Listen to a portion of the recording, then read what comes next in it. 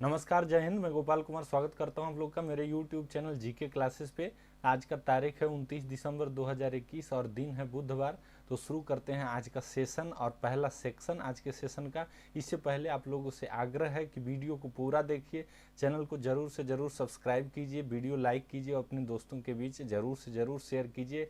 अगर अच्छा नहीं लग रहा हो तो आप कमेंट सेक्शन में सजेशन भी दे सकते हैं, आपके सजेशन के अकॉर्डिंग इम्प्रूवमेंट भी किया जाएगा। शुरू करते हैं आज का पहला सेक्शन, जिसमें है टुडे इन हिस्ट्री, यानी आज को इतिहास में किस रूप से जानते हैं। तो आज का जो पहला इम्पोर्टेंट है वो है international day for biological diversity, यानी जैव विविधता के लिए अंतर्राष्ट्रीय दिवस के रूप में आज मनाया जाता है, यानी 29 दिसंबर को मनाया जाता है। इसका जो शुरुआत हुआ था वो 1993 में यूएनओ, यूनाइटेड नेशनल ऑर्गेनाइजेशन के द्वारा एक रिजोल्यूशन पास करके किया गया था और उसके बाद से ही हर साल 29 दिसंबर को ये international day for biological diversity मनाया जाता है। डाइवर्सिटी क्या है, जिसको विविधता कहते हैं। जैसे भारत को एक विविधताओं का देश इसलिए कहा जाता है क्योंकि यहाँ कई धर्म के लोग हैं, कई अलग अलग भाषा बोलने वाले लोग हैं, यहाँ तक कि कलर में भी काफ़ी विविधता है।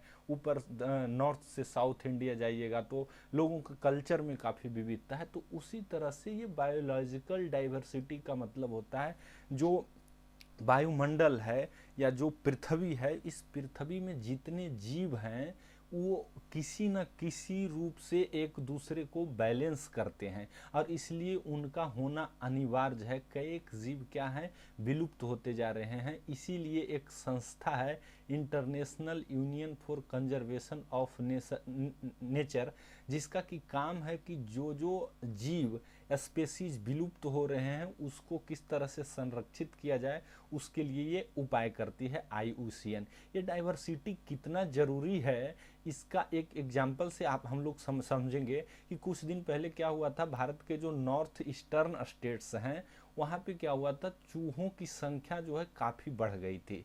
अब चूहा की संख्या काफ़ी बढ़ जाने के कारण क्या हुआ था, वहाँ के जो फसल हैं वो काफ़ी वो लोग बर्बाद कर रहा था। एक्चुअली उसका कारण ये था कि वहाँ जो बांस काफ़ी पाए जाते हैं, बैम्बू जिसको कहते हैं, और बैम्बू का जो फूल है, जब वो फूल झाड़ के नीचे गिरता है और उसके खाने से जो चूहों में फर्टिलिटी, रेट ऑफ फर्टिलिटी है वो काफ़ी बढ़ जाती है। और चूहों को खाने के लिए क्या चाहिए, स्नेक्स चाहिए, यानी सांप जो है मुख्य जो है सांपों का मुख्य भोजन के रूप में चूहा का जो है उपभोग करते हैं ये लोग। अगर सांप कम गया और उस हिसाब से चूहा बढ़ जाए तो किस तरह से जो है इम्बैलेंस हो जाएगा, वो उसका उदाहरण देखने को मिला। बाद में यहाँ तक कि सेंट्रल गवर्नमेंट को एक कमेटी बनानी पड़ी और चूहों को पकड़ने के लिए एक स्पेशल टीम गठित किया गया, तब जाकर के वहाँ चूहा को कंट्रोल किया गया। दूसरा जो सबसे इम्पोर्टेंट है आज का ऐतिहासिक दृष्टि से वो ये है कि मुगल शासक बाबर का बेटा जो हुमायूं था वो 1530 ईस्वी में आज ही के दिन बाबर द्वारा अपने शासन का उत्तराधिकारी घोषित किया गया। देखिए, बाबर जो है भारत में मुगल वंश का संस्थापक था। भारत मुगल वंश से पहले भारत में जो है सल्तनत या दिल्ली सल्तनत का जो पीरियड है वो चलता था, दिल्ली सल्तनत के नाम से जानते थे। उसके बाद ये 1526 ईस्वी में पानीपत का पहला युद्ध हुआ, पानीपत का, और उसके बाद से ही भारत में जो है दिल्ली सल्तनत का या सल्तनत काल का अंत और वहाँ से ही मुगल काल का शुरुआत होता है। बाबर जो है मुगल शासक, पहला मुगल शासक था जिसने भारत में मुगल शासन का स्थापना किया और ये मात्र 4 साल तक जिंदा रहा, 1526 से लेकर के 1530 तक। और इस 4 साल में इसने 4 युद्ध किया जो अलग अलग उस समय के भारत के जो तत्कालीन उस एरिया में जो राजा थे उनके साथ, जिसमें पहला युद्ध पानीपत का युद्ध, दूसरा जो था वो खानवा का युद्ध आप सुने होंगे। ये चारों युद्ध रेगुलर था। 1526 में पहला खानवा, उसके बाद 1526 में पानीपत, 1527 में खानवा, उसके बाद जो है 28 में घाघरा और उसके बाद चंदेरी का युद्ध 29 में लड़ा था, 26, 27, 28, 29 और 1530 में इसकी जो है मृत्यु हो जाती है। और इसके बाद इसका बेटा हुमायूं जो है शासक बनता है। बाबर का जो है 4 बेटा था, कामरान, अस्करी, हिंदाल और हुमायूं। हुमायूं इसका सबसे बड़ा बेटा था, इसलिए इसने बाबर ने हुमायूं को जो है अपना उत्तराधिकारी घोषित किया। और हुमायूं ने अपने पिता के कहे अनुसार अपने जितने भी साम्राज्य थे उसके चारों अपने भाइयों में बंटवारा कर दिया। बाबर जो है फरगना का शासक था और बाबर के बारे में कहा जाता है कि ये जो अपने पितृ वंश से जो है पिता के ओर से ये जो है तैमूर का वंशज था और माता की ओर से जो है चंगेज खां का वंशज था। तो इसी से आप अनुमान लगा सकते हैं कि ये कितना खतरनाक था और किस तरह का क्रूरता इसमें थी बाबर में। बाबर जो पहला शासक था जिसने बादशाह की उपाधि धारण की थी और इसने खलीफा जो तुर्की के हुआ करते थे, ऑटोमन एम्पायर के नाम से जिसको जाना जाता है, इसने बाबर ने खलीफा के जो सुप्रीमेसी था उसको मानने से इनकार कर दिया और खुद अपने आप को बादशाह घोषित कर दिया गया। ये करने वाले पहले शासक थे। इससे पहले दिल्ली सल्तनत के शासक भी मुसलमान थे, लेकिन वो अपने आप को सुल्तान कहा करते थे। बाबर ने किसको हराया था? तो इब्राहिम लोदी को, जो लोदी वंश के लास्ट रूलर और दिल्ली सल्तनत का एकमात्र शासक जो कि युद्ध के दौरान ही मारा गया एकमात्र शासक था इब्राहिम लोदी। लोदी वंश का पतन और उससे मुगल वंश का शुरुआत। तो जो ये हुमायूं है, हुमायूं का जो शाब्दिक अर्थ है, इसका नाम शाब्दिक अर्थ होता है भाग्यवान। लेकिन हुमायूं अपने कार्यकाल के दौरान, अपने शासन के दौरान ये इसको सबसे भाग्यहीन शासक के रूप में ही जाना जाता है, क्योंकि ये कभी भी शांति से शासक जो है अब शासन नहीं कर पाया। ये जो है 1530 में शासक बना, लेकिन 1539 और 1539 में इसने चौसा का युद्ध किया और 1540 में इसने कन्नौज या बिलग्राम का युद्ध, ये दोनों युद्ध जो है शेर शाह सूरी, आप लोग नाम सुने होंगे, शेर शाह सूरी के साथ किया। और इसमें शेर शाह सूरी ने बुरी तरह से चौसा का युद्ध और बिलग्राम का युद्ध में ये हुमायूं को हराया और उसके बाद एक अल्प काल के लिए मुगल काल को खत्म ही कर दिया, पूरी तरह से खत्म कर दिया। और ये जो है हुमायूं को यहाँ से भागना पड़ा और यहाँ से भाग करके शाह तमास्प जो कि ईरान के शासक थे उनके यहाँ जाकर के शरण लिया। और बाद में फिर से हुमायूं ने 1555 ईस्वी में भारत पे दोबारा आक्रमण किया। उस समय तक शेर शाह सूरी जो है मर चुका था। उस समय शासक जो है सिकंदर शाह सूर, और वो उतने सक्षम नहीं थे। और फिर इसने जो है सरहिंद का लड़ाई लड़ा, सरहिंद का युद्ध हुआ और उसमें पुनः इसने दिल्ली की सत्ता को पा लिया। सत्ता पाने के बाद भी ये ज़्यादा दिन तक शासन नहीं कर पाया, क्योंकि ये इसकी जो है मृत्यु 1556 ईस्वी में हो गई। ये आगरा में एक जो है लाइब्रेरी बनाया था जिसका नाम था दीन पनाह का नाम का लाइब्रेरी था। इसी लाइब्रेरी से उतर रहा था और उतरते दौरान ही सीढ़ियों से इसका पैर लड़खड़ा गया और यही गिर गया। इसके बाद गिरने से इसकी मृत्यु हो गई। इसके बारे में, हुमायूं के बारे में जो सबसे ऑथेंटिक सोर्स मिलता है, एक पुस्तक लिखा गया है जिसका नाम है हुमायूं नामा। हुमायूं नामा इसकी बहन जो है गुलबदन बेगम के द्वारा लिखा गया था। इसमें ऐसा बताया गया है कि जो है हुमायूं का तबीयत बहुत ख़राब हो गया था, जिसके बाद बाबर ने अल्लाह से जो है ये ऐसी मिन्नत की कि जो है हुमायूं को जान बख्श दिया जाए। और उसी दिन से कहा जाता है हुमायूं के तबीयत में सुधार हुआ और बाबर के तबीयत में जो है बिगड़ती चली गई और फाइनली जो है बाबर की मृत्यु हो गई।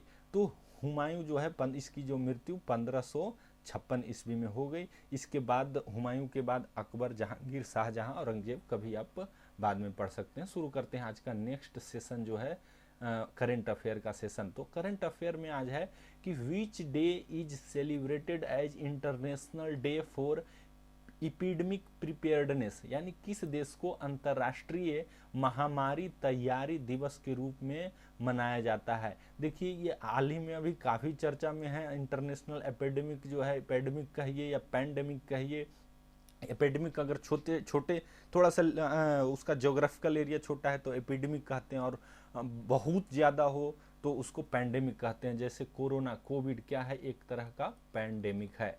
तो किस तरह से क्या हम इसके, जैसे कोरोना पैंडेमिक आया तो क्या उसके लिए हम तैयार थे? नहीं तैयार थे। तो इसी के लिए अवेयरनेस जगाने के लिए ये जो है इंटरनेशनल एपिडेमिक प्रिपेयर्डनेस डे के रूप में सेलिब्रेट किया जाता है। कब?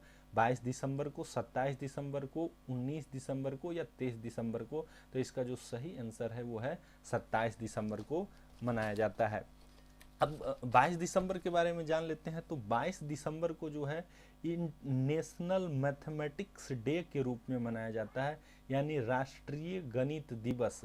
नेशनल मैथमेटिक्स डे राष्ट्रीय गणित दिवस के रूप में मनाया जाता है। ये किनके, जो श्रीनिवास रामानुजन थे उनके बर्थ एनिवर्सरी के रूप में मनाया जाता है। बर्थ एनिवर्सरी यानी पूर्ण जन्म जयंती को सेलिब्रेट करने के लिए। ये जो भारत के सबसे, अभी तक जो है भारत के सबसे बड़े गणितज्ञ थे। भारत के नहीं, तत्कालीन समय में, तत्कालीन काल में विश्व के सबसे बड़े गणितज्ञ थे। माना जाता है कि जो स्पेस में जो योगदान अल्बर्ट आइंस्टाइन का है, उसी तरह से मैथमेटिक्स में योगदान श्रीनिवास रामानुजन का है। इनके द्वारा लगभग 3500 से भी ज़्यादा फार्मूला और इक्वेशंस जो है डिराइव किया गया। इन श्रीनिवास रामानुजन का जन्म जो है 1887 में तमिलनाडु के ईरोड नामक स्थान पे हुआ था, और इनकी जो है मृत्यु बहुत अल्पकाल में 1920 ईस्वी में हो गई थी। इन्हीं के बर्थ एनिवर्सरी को 2012 से शुरुआत किया गया भारत सरकार के द्वारा। 2012 इनके जन्म जयंती का 125वां साल था। इसी कारण से इस 2012 से शुरुआत किया गया, और हर साल 22 दिसंबर को राष्ट्रीय गणित दिवस के रूप में मनाए जाते हैं। भारत की तरफ से गणित में सबसे बड़ा योगदान, शून्य का देन जो है आर्यभट्ट के द्वारा किया गया था। रामानुजन नंबर एक इम्पॉर्टेंट है, जो क्वेश्चन में पूछा जाता है, वो नंबर है 1729। आप लोग जो है कमेंट में ये बताइए कि क्या इम्पोर्टेंस है ये रामानुजन नंबर 1729 का। हम इंतजार करेंगे आप लोग सही आंसर देते हैं या नहीं।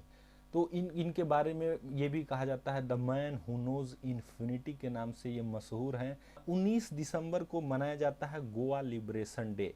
गोवा लिबरेशन डे 19 दिसंबर को मनाया जाता है, क्योंकि 19 दिसंबर 1961 को फाइनली जो है गोवा से पुर्तगालियों को भगा दिया गया, और उसी दिन को मनाया जाता है। इसमें जो संबंधित एक ऑपरेशन है उसका बार बार पूछा जाता है।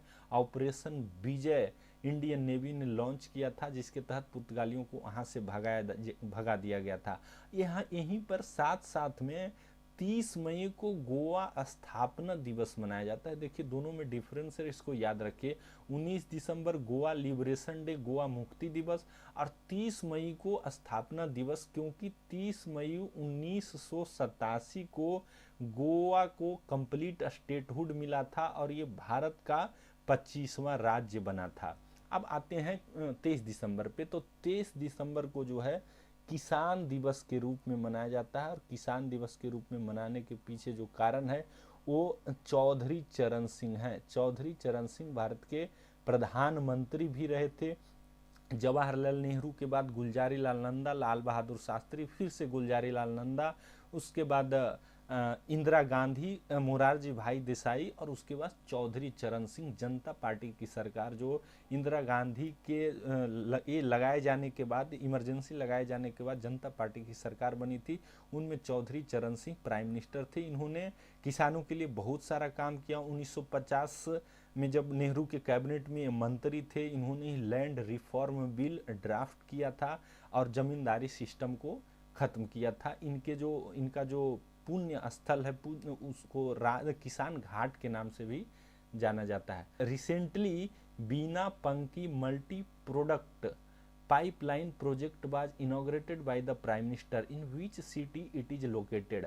हाल ही में प्रधानमंत्री द्वारा बीना पनकी बहुउत्पाद पाइपलाइन परियोजना का उद्घाटन किया गया। ये कौन सा शहर में उद्घाटन किया गया? कानपुर, लखनऊ, जेवर या गोरखपुर? तो इसका जो सही आंसर है वो कानपुर। कानपुर में अभी हाल ही में प्रधानमंत्री ने कानपुर मेट्रो का भी उद्घाटन किया। और ये जो बीना पंकी पाइपलाइन प्रोजेक्ट है, ये क्या है? बीना जो है मध्य प्रदेश में स्थित एक रिफाइनरी है, और पंकी एक जगह है, प्लेस का नाम है, वो कानपुर में है। अब यहाँ से क्या होगा, जो पेट्रोलियम प्रोडक्ट है इस रिफाइनरी को, इसको आसानी से पंकी तक ट्रांसपोर्ट किया जा सकता है, इसीलिए इसका नाम रखा गया बीना पंकी पाइपलाइन प्रोजेक्ट।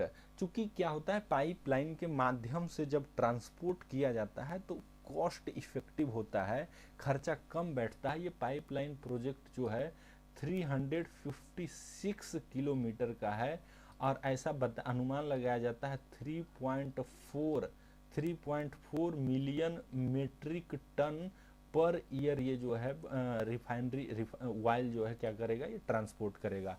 लखनऊ में अभी हाल ही में ब्रह्मोस मिसाइल फैक्ट्री का जो मैन्युफैक्चरिंग यूनिट इस्टेब्लिश किया गया है। जेवर में नोएडा इंटरनेशनल एयरपोर्ट बनाया जा रहा है, जो कि एशिया का सबसे बड़ा और विश्व का चौथा सबसे बड़ा, और भारत का तो बड़ा है ही है।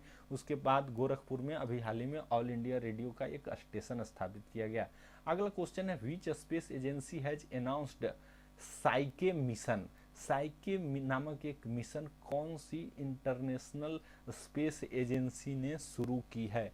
तो ये शुरू किया गया है इसरो के द्वारा, नासा के द्वारा, जैक्सा के द्वारा या स्पेस एक्स के द्वारा। तो इसका जो सही आंसर है नासा के द्वारा, नेशनल एरोनॉटिक्स स्पेस एडमिनिस्ट्रेशन के द्वारा, जो कि यूएसए की सरकार के द्वारा संचालित स्पेस एजेंसी है। अब ये साइके मिशन है क्या? तो साइके एक एस्ट्रॉयड है। एस्ट्रॉयड को हिंदी में क्या कहते हैं? इसको क्षुद्र ग्रह कहते हैं। क्षुद्र ग्रह क्या होता है? तो क्षुद्र ग्रह जो है ना तो ग्रह है, यानी उसमें सारा क्वालिटी ग्रह का भी नहीं होता है, और ना ही वो जो है मेटियोर्स होता है, यानी छोटा। मेटियोर्स किसको कहते हैं? जो बहुत छोटा होता है, पत्थर है, और वो ऐसे ही सन के अराउंड जो है चक्कर लगा रहता है, उसको मेटियोर्स कहते हैं। तो क्षुद्र ग्रह ना तो इतना छोटा है कि उसको मेटियोर्स का संज्ञा दिया जाए, और ना ही इतना बड़ा है और सारा जो एक ग्रह होने के लिए मापदंड है उस पर खरा उतरता है, इसलिए इसको क्षुद्र ग्रह कह दिया जाता है। साइके क्या है? एक क्षुद्र ग्रह है, एस्ट्रॉयड है। जितने भी एस्ट्रॉयड हैं ये मंगल यानी मार्स और जुपिटर, बृहस्पति के बीच ये हैं, स्थापित हैं, और उन्हीं के बीच ये जो है सूर्य के चारों ओर चक्कर लगा रहे हैं। तो इसका स्पेशलिटी ये है कि एक मेटेलिक एस्ट्रॉयड है। इसमें ऐसा माना जाता है कि इसमें निकेल और आयरन, नीफे जिससे पृथ्वी का कोर बना हुआ है, उससे बना हुआ एक मेटेलिक एस्ट्रॉयड है। इसी को रिसर्च करने के लिए साइके मिशन के तहत साइके स्पेस क्राफ्ट छोड़ा जा रहा है। किसके द्वारा? नासा के द्वारा। नासा के द्वारा एस्ट्रॉयड से ही संबंधित एक और मिशन अभी हाल ही में शुरू किया गया था, जिसका नाम था DART mission, DART, double asteroid redirection test. इसके तहत अगर कोई एस्ट्रॉयड पृथ्वी की ओर आता है तो उसको किस तरह से उसकी दिशा में परिवर्तित कर दिया जाए या उसके स्पीड को कम कर दिया जाए, ताकि पृथ्वी पर कम से कम क्षति हो। क्योंकि ऐसा माना जाता है कि डायनासोर जो पृथ्वी से विलुप्त हो गई, वो किसी एस्ट्रॉयड के टकराने से ही विलुप्त हो गई। ऐसा फ्यूचर में न हो, इसीलिए ये मिशन शुरू किया गया है नासा के ही द्वारा, डार्ट मिशन। इसरो के द्वारा अभी हाल ही में एक प्रोग्राम शुरू किया गया जिसको SSLV कहा जाता है, जिसको स्मॉल सैटेलाइट लॉन्च व्हीकल, जिसमें छोटे छोटे कम 1 2 3 4 सैटेलाइट को लॉन्च किया जा सके, उसके लिए स्पेशलाइज्ड व्हीकल का जो है निर्माण किया जा रहा है, और ये मिशन इसरो ने शुरू किया गया है। PSLV, जैसे PSLV होता है polar satellite launch vehicle, GSLV जियो सिंक्रोनस सैटेलाइट लॉन्च व्हीकल, उसी तरह से SSLV ये भारत की है। इसका स्थापना 1969 में हुआ था। इसका हेडक्वार्टर बंगलौर में है और इसके अभी प्रमुख के सिवान है। नासा का स्थापना जो है 1958 में हुआ था। ये USA की एजेंसी है। जैक्सा जो है जापान की है, और स्पेस एक्स जो है अमेरिका में स्थित इलोन मस्क के द्वारा एक प्राइवेट स्पेस एजेंसी है। बढ़ते हैं अगला क्वेश्चन। तो अगला क्वेश्चन है, pillar of same memorial, pillar of same memorial which was seen in the news is located in which of the following country? Pillar of same स्मारक जो हाल ही में खबरों में था, ये किस देश या क्षेत्र में स्थित है? यूएसए, हांगकांग, ताइवान या फिर चाइना? तो इसका जो सही आंसर है वो है हांगकांग। हांगकांग जो है चाइना के द्वारा एक स्पेशल एडमिनिस्ट्रेटिव रीजन है, चाइना ऐसा ही मानता है। हांगकांग वाले हालांकि अब आपको इंडिपेंडेंट मानते हैं, अपने आप को स्वतंत्र मानते हैं, लेकिन चाइना इसको कभी भी मानने के लिए तैयार नहीं है। तो चाइना का ही एक हांगकांग में ही एक यूनिवर्सिटी है जिसको यूनिवर्सिटी ऑफ हांगकांग के नाम से जाना जाता है। वहीं पे एक जो है क्या है, मूर्ति बनाया हुआ है जिसको पिलर ऑफ सेम के नाम से जाना जाता है। एक्चुअली अगर इसका इतिहास जाने तो इसका जो बनाने के पीछे कारण था कि 1989 में चाइना, मेनलैंड चाइना में एक प्रोटेस्ट चल रहा था, प्रोटेस्ट फॉर डेमोक्रेसी। उसमें तियानमेन स्क्वायर एक नाम आता है, वहीं पे कुछ लोग जो है प्रोटेस्ट कर रहे थे, जो कम्युनिस्ट सरकार थी चाइना में उस समय, कब 1989 में तियानमेन स्क्वायर पे। तब उस समय की चाइनीज सरकार ने, चाइनीज गवर्नमेंट ने आदेश दिया और ये जो मासूम लोग जो प्रोटेस्ट कर रहे थे शांतिपूर्वक तरीके से, उन पे टैंकों से गोला बरसाया गया और अंधाधुंध फायरिंग की गई। कितने लोग मरे उसका आज तक ऑथेंटिक डाटा उपलब्ध नहीं है। इन्हीं लोगों के याद में जो है पिलर ऑफ सेम स्थापित किया गया था 1997 में। कहा? यूनिवर्सिटी ऑफ हांगकांग में। अभी ये चर्चा में इसलिए क्योंकि हाल ही में चाइनीज गवर्नमेंट के आदेश पे जो यूनिवर्सिटी का प्रशासन था उसने ओवरनाइट ऑपरेशन चला करके ये पिलर ऑफ सेम को डिस्ट्रॉय कर दिया गया, खत्म कर दिया गया। क्योंकि इस तरह का जो मेमोरियल्स होता है इसके रहने से सरकार मानती है कि लोगों को इंस्पिरेशन मिलेगा और इस तरह का कार्य कर सकते हैं। हांगकांग, ताइवान, ये जो है चाइना इसको अपना ही मानता है। चाइना का ये जो है एक्सपेंशनिस्ट पॉलिसी है, विस्तारवाद नीति। मात्र अभी तक पूरे वर्ल्ड में देखिए तो दो ही हैं, चाइना एंड रसिया। रसिया जो है हमेशा से यूक्रेन पे अपना हक जमाता है और यूक्रेन हमेशा से डरा हुआ रहता है कि कब रसिया हम पे आक्रमण कर देगा। उसी तरह से चाइना का है। दोनों किसी न किसी तरह से कम्युनिस्ट जो विचारधारा है उससे संबंधित हैं। ये हांगकांग, ताइवान दोनों पे किसी न किसी तरह से इन्फ्लुएंस, क्या प्रत्यक्ष रूप से नहीं लेकिन अप्रत्यक्ष रूप से इस पे चाइना का ही अधिकार है। यूएसए बार बार जो है चाइना को धमकी देते रहता है। इन दोनों के बीच हमेशा जो है कोल्ड वार की स्थिति बनी होती है। चलिए बढ़ते हैं अगले क्वेश्चन में। तो अगला क्वेश्चन है, which country has passed the law on the protection of right and interest of women? किस देश ने महिलाओं के अधिकारों और हितों के संरक्षण पर कानून पारित किया है? इंडिया, चाइना, रसिया, सऊदी अरेबिया और सऊदी अरेबिया। तो इसका जो सही आंसर है वो चाइना है। अभी हाल ही में न्यूज में ये था, क्योंकि चाइना पे जब भी इंटरनेशनल प्रेशर बनता है ना तो ये इस तरह का कदम उठाता है ताकि इसका इंटरनेशनल इमेज जो है सुधर जाए।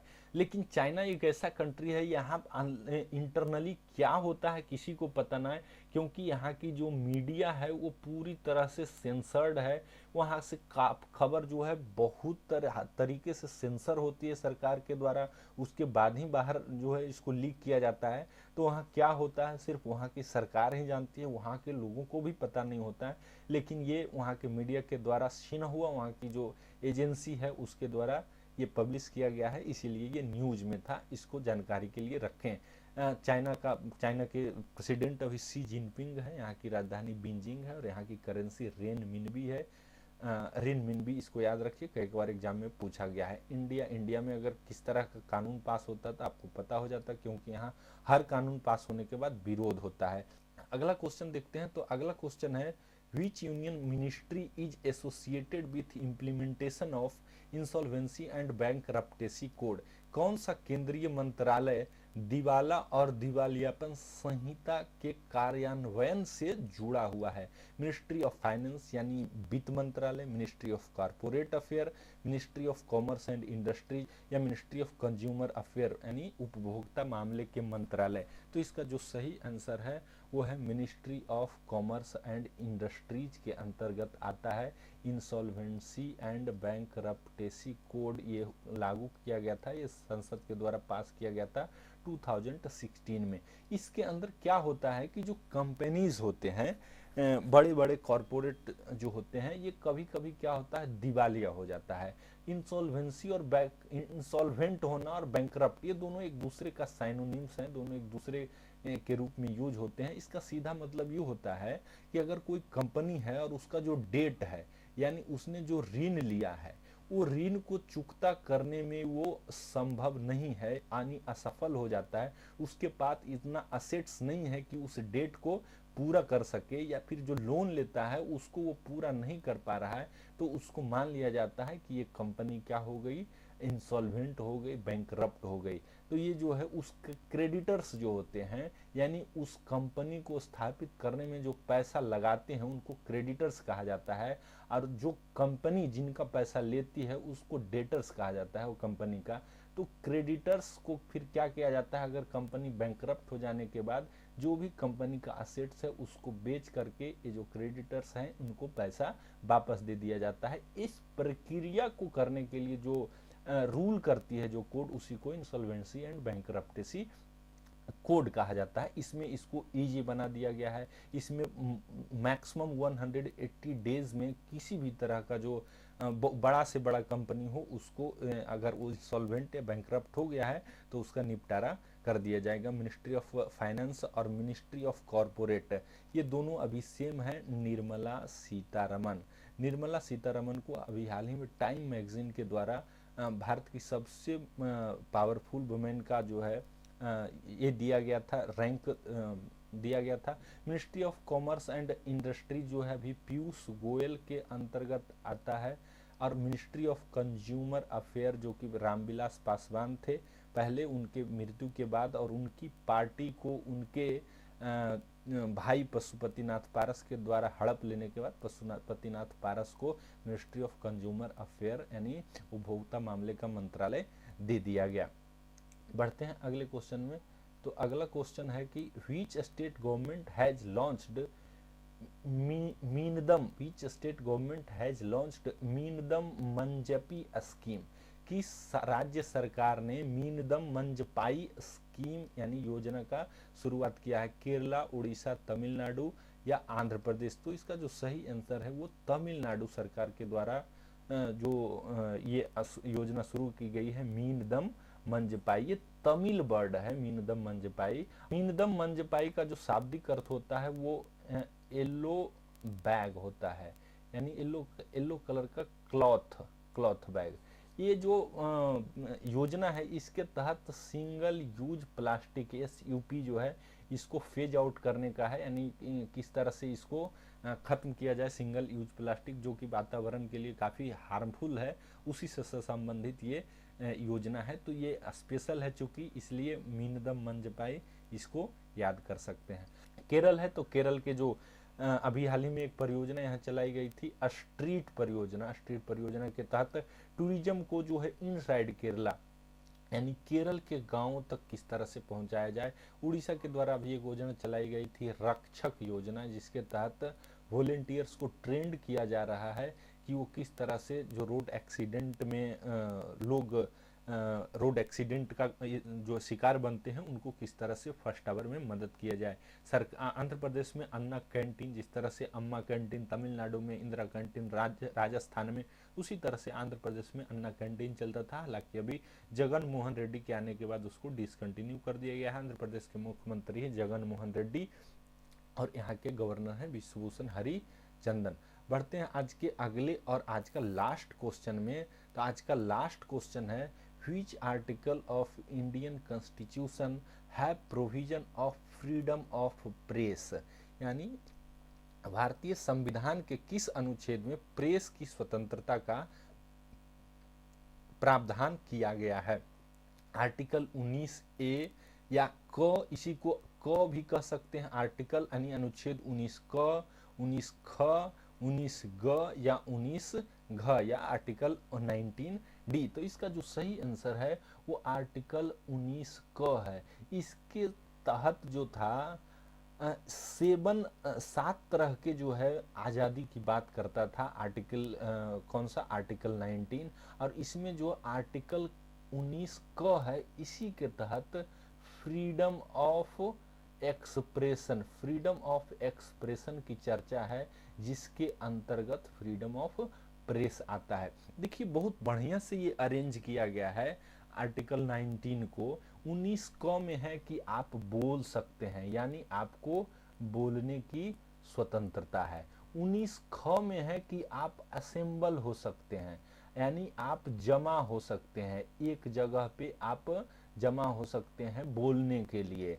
लेकिन ये जमा जब होइएगा तो ये आर्म्ड के साथ नहीं होना चाहिए, यानी बिना किसी तरह के आर्म्स के होना चाहिए, आप हथियार आपके पास नहीं होना चाहिए। अब देखिए बोलने के लिए आपको स्वतंत्रता है, असेंबल होने के लिए स्वतंत्रता है, और थर्ड में है कि आप यूनियन बना सकते हैं, यानी आप संघ बना सकते हैं, किसी तरह का यूनियन बना सकते हैं, पार्टी बना सकते हैं। अब पार्टी बना लीजिए तो आपके पास स्वतंत्रता है घूमने का, यानी कि भारत के टेरिटरी में कहीं भी कभी भी आप जाकर के जो है घूम सकते हैं। तो इस तरह से इसको बहुत अच्छे से अरेंज किया गया है। अब जो 19D के बाद 19E बचता है, तो 19E में प्रोविज़न है कि आप घूमते घूमते कहीं भी सेटल हो सकते हैं, यानी भारत के किसी भी हिस्से में आप वहाँ रह सकते हैं, वहाँ ज़मीन खरीद सकते हैं। आपको मन अगर लग गया कि हाँ हमको जो है अच्छा लग रहा है तो आप वहाँ रह सकते हैं, ये आपकी स्वतंत्रता है, ज़मीन खरीद के रहिए, वहीं बस जाइए। और 19E के बाद अगर आप रह लीजिएगा तो क्या कीजिएगा, संपत्ति खरीदिएगा।